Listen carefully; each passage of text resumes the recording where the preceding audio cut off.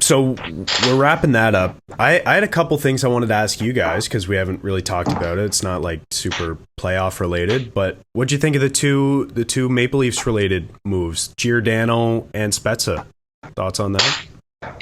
Giordano, that's like there is no losing that is only a good move.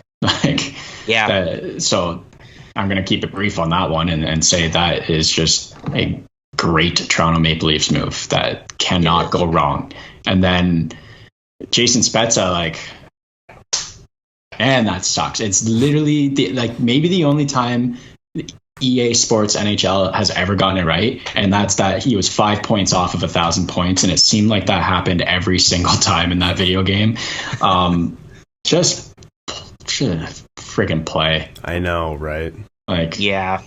I don't know, but they got him as an advisor, and that's huge as well. That they're saying in the playoffs, they only won that one game in the Tampa series because his pep talk in the dressing room and then talking to Jack Campbell on the ice. And it's well, he can continue to do that all year next year. And that's kind of what Travis Zajac is going to be doing with the Devils as well, which I love because he's been there his whole career and he's such a good mentor and a leader and everything. So it's also a good move. You can replace Jason Spezza's physical playing on the ice, but you can't replace that locker room presence, and they don't need to. Mm-hmm. No, I agree. Both great moves. That especially the Giordano one. This guy won the Norris Trophy not that long ago.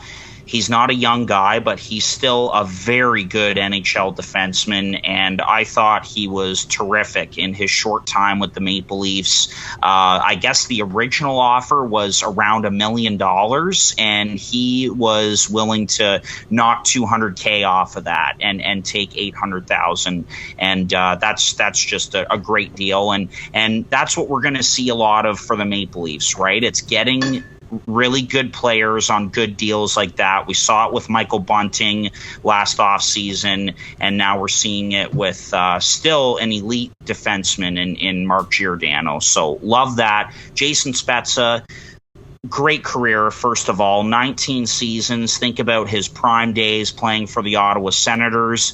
One of the best slap shots I've ever seen in the game, and just a great guy on and off the ice, and nice move by the Maple Leafs keeping him around because clearly they like him. He has a presence in that organization, and even though he's not going to be on the ice with them, he's still going to be a big factor off of the ice. So I love both moves. Yeah.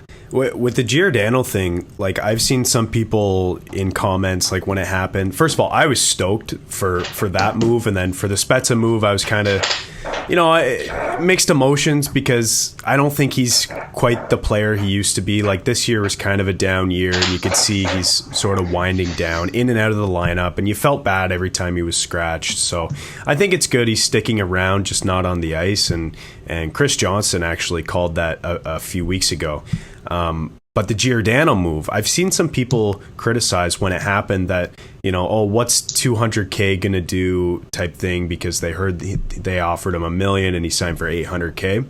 And I think it was the Steve Dangle podcast who said this. That's Timothy Liljegren's raise right there.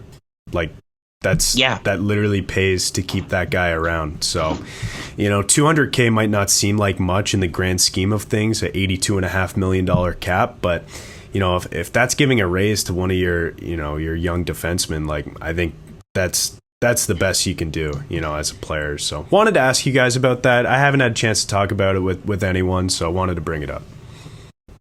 Yeah, I misread that, how you were saying that comment at first. I thought they were saying Giordano is not that much of a saint. He's only taking $200K. What's $200K to Giordano? That's where I thought you were going with that. I was like, fuck off. No. But equally fuck off to the same, what's $200K going to save you against the cap? It's well, do you like Timothy Liljegren? Yeah. There you go. Do you like Rasmus Sandin? You could allocate it for him too. I mean, it might be more for Rasmus, but anyway. Mm-hmm.